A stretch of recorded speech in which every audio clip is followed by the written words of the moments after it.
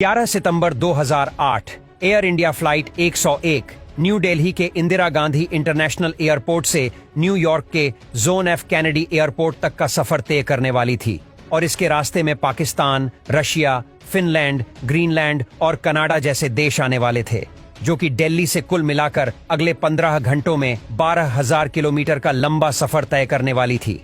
इस फ्लाइट में टूरिस्ट से लेकर स्टूडेंट्स तक 342 पैसेंजर्स सवार थे। अब वैसे तो एक फ्लाइट उड़ाने के लिए 2 पायलट्स की जरूरत होती है, लेकिन लंबे सफर की वजह से 2 सपोर्टिंग पायलट्स को भी साथ लिया गया था। जहाज की कमान 49 वर्षीय कमांडर रुस्तम पालिया के हाथ में थी, जिन्हें 3500 फ्लाइंग आवर्स का एक्सपीरियंस था। कोकपेट में उनके साथ कैप्टन विकास, कैप्टन सुशांत सिंह और कैप्टन टीएस भट्टी भी मौजूद थे। अब सभी पैसेंजर फ्लाइट में ऑन बोर्ड हो चुके थे और करीब 1 घंटा लेट होने के बाद ये फ्लाइट रात के करीब 3 बजे इंदिरा गांधी इंटरनेशनल एयरपोर्ट से टेक ऑफ कर लेती है, जिसके 40 मिनट बाद प्लेन एयर स्पेस में 30,000 फीट की ऊंचाई पर पहुंच जाता है। तब पहली मुसीबत कोकपिट के दरवाजे पर दस्तक देती है। दरअसल कोकपिट की मैन डिस्प्ले में एक वार्निंग शो होती है, जिसमें लिखा था सिंगल सोर्स रेडियो अल्टीमेटर। दरअसल जैसे एक समुद्री जहाज में रडार टेक्नोलॉजी होती है, जो माइक्रोवेव को नीचे भेजकर वापस आने का टाइम कैलकुलेट करती है, ताकि पता चले कि समुद्र की सतह कितनी दूर है। ठीक वैसे रेडियो अल्टीमेटर भी ऐसे ही वेव्स भेजकर प्लेन का एल्टीट्यूड को कैलकुलेट करता है, जिसके लिए इन कमर्शियल एयरक्राफ्ट में 3 रेडियो अल्टीमेटर लगे होते हैं।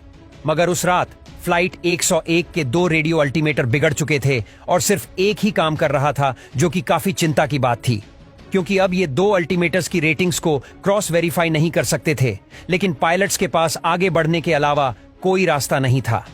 अगले 10 घंटे तक फ्लाइट बेहतरीन तरीके से अपने सफर को तय करती है, लेकिन फिर जब ये जहाज अटलांटिक ओशन को पार कर रहा था, तब इसमें दूसरी सबसे बड़ी परेशानी आती है। दरअसल फ्लाइट का टीकेएस काम नहीं कर रहा है। यह सिस्टम रडार टेक्नोलॉजी की मदद से अपने आसपास मौजूद एयरप्लेन को ट्रैक करता है, ताकि कभी 2 फ्लाइट्स में मिड एयर कोलिशन ना हो। पायलट्स को यह फिक्र थी कि प्लेन में कोई बड़ा फॉल्ट तो नहीं है। शायद इसी वजह से सभी सिस्टम एक के बाद एक खराब हो रही थी, लेकिन कोकपेट में बैठकर इसका पता लगाना नामुमकिन था। आखिर 3 घंटे के बाद सुबह के 6 बजे ये फ्लाइट न्यूयॉर्क के एयरस्पेस में एंटर हो जाती है, लेकिन वहां का मौसम हवाई उड़ान के पक्ष में नहीं था। आसमान भरे बादलों से घिरा हुआ था और बिजली की कड़कड़ाहट के साथ तेज बारिश हो रही थी। अब पायलट न्यूयॉर्क एटीसी से कांटेक्ट करते हैं और रनवे 4 के लिए क्लियरेंस मांगते हैं, जो उन्हें तुरंत दे दिया जाता है। जिसके बाद पायलट फ्लाइट 101 को गाइड करने के लिए ILS यानी कि इंस्ट्रूमेंट लैंडिंग सिस्टम को एक्टिवेट करने की कोशिश करते हैं। तभी उन्हें पता चलता है कि यह सिस्टम भी फेल हो चुका है। अब चारों पायलट्स के पसीने छूटने लगे थे, क्योंकि ILS लैंडिंग के लिए काफी इंपॉर्टेंट होता है। ये रनवे से निकलने वाले सोशल रेडियो सिग्नल्स को ट्रैक करके पायलट को एल्टीट्यूड और डायरेक्शन जैसी इंपॉर्टेंट जानकारियां देता है, ताकि लो विजिबिलिटी में भी सेफ लैंडिंग की जा सके। लेकिन पायलट्स के पास आगे बढ़ने के अलावा कोई भी रास्ता नहीं था। अगले 10 घंटे तक फ्लाइट बेहतरीन तरीके से अपने सफर को तय करती है, लेकिन फिर जब यह जहाज अटलांटिक ओशन को पार कर रहा था, तब इसमें दूसरी सबसे बड़ी परेशानी आई। ऐसे में पायलट एलन्यू और विनेट सिस्टम की मदद से मैन्युअल लैंडिंग करने का डिसीजन लेते हैं, जो कि GPS की मदद से लैंडिंग करने में मदद करता है, लेकिन इसकी एक्यूरेसी ILS के मुकाबले काफी कम होती है।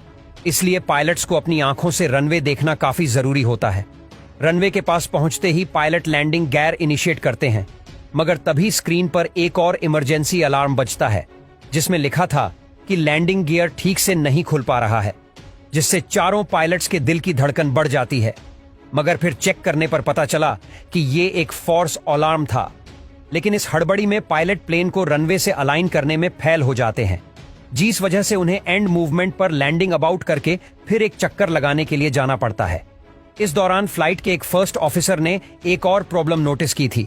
दरअसल ILS जब एक्टिवेट होता है तो पायलट को रनवे देखने की जरूरत नहीं पड़ती, लेकिन जब ILS काम ना करे तो कम से कम 600 फीट की ऊंचाई से रनवे देखना जरूरी होता है। रनवे देखने की इस टर्म को क्लाउड सीलिंग कहते हैं। मगर वो सुबह जॉन एफ कैनेडी एयरपोर्ट के क्लाउड सीलिंग सिर्फ 200 फीट आकी गई, यानी फ्लाइट के 200 फीट के एटीट्यूड पर पहुंचने के बाद ही पायलट को रनवे दिख सकता था। और यह हाइट बहुत ही कम थी, क्योंकि अगर इतने नीचे आने के बाद फ्लाइट रनवे से गलत अलाइन हो गई तो इसे फिर से उड़ाना भी मुश्किल हो जाता है। और फ्यूल भी खत्म होने की कगार पर था। यानी पायलट गो अराउंड करते हुए मल्टीपल लैंडिंग अटेम्प्ट बिल्कुल नहीं कर सकते थे। कुल मिलाकर फ्लाइट पर क्रैश लैंडिंग होने का खतरा मंडरा रहा था। तभी पायलट के पूछने पर एटीसी उन्हें लैंडिंग के कई ऑप्शंस बताते हैं, पर दिक्कत यह थी कि फ्यूल भी खत्म हो रहा था और अब पायलट ने जो 800 किलोग्राम एक्स्ट्रा फ्यूल भरवाया था उसी से काम चल रहा था। ऐसे में दूर नहीं जाया जा सकता था। इसलिए कैप्टन रुस्तम ने नेवार्क एयरपोर्ट पर लैंड करने का डिसीजन लिया, जहां की क्लाउड सीलिंग 400 फीट थी, जो जरूरी 600 फीट से अभी भी 200 फीट कम थी। इसीलिए पायलट ने न्यूयॉर्क एटीसी को बताया कि हमारे मल्टीपल इंस्ट्रूमेंट्स भी खराब हो चुके हैं, तो उन्होंने भी इस लैंडिंग को क्रिटिकल घोषित कर दिया। नेवार्क एयरपोर्ट के रनवे को लैंडिंग के लिए रेडी कर दिया गया और इमरजेंसी व्हीकल्स को भी रनवे के पास बने टैक्सी बेस पर भेज दिया। अगले कुछ मिनटों में फ्लाइट 101 नेवार्क एयरपोर्ट पहुंच जाती है। फ्लाइट के पायलट 14 घंटे से सोए नहीं थे, साथ ही एक के बाद एक इंस्ट्रूमेंट फेल्योर से वो घबरा गए थे। ऐसे में वो कितनी स्ट्रेसफुल सिचुएशन में होंगे इसका अंदाजा हम लगा भी नहीं सकते, क्योंकि फ्लाइट में सवार 357 यात्रियों की जान सिर्फ उन्हीं के अगले कदम पर निर्भर थी। खैर, जब प्लेन रनवे के पास पहुंचता है तब वो 1000 फीट की ऊंचाई पर था, जो जरूरी ऊंचाई से काफी ज्यादा थे।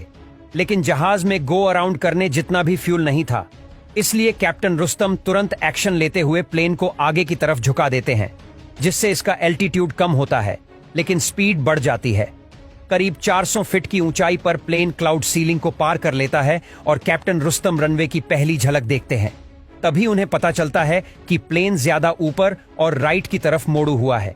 इसलिए वो मैन्युअली ही प्लेन को नीचे झुकाते हुए लेफ्ट की तरफ मोड़ देते हैं, जिससे फ्लाइट रनवे की सेंट्रल लाइन से अलाइन हो जाती है। लेकिन अब भी इसकी स्पीड काफी ज्यादा थी, जिसे धीरे धीरे कम करते हुए पायलट प्लेन को रनवे की ओर करीब ले जाते हैं। आखिरकार प्लेन रनवे पर सुरक्षित लैंडिंग करता है।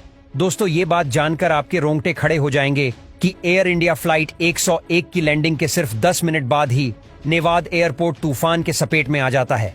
आखिरकार पायलट की सूझबूझ ने प्लेन को एक सॉफ्ट लैंडिंग करवा दी और 357 लोगों की जान भी बच गई।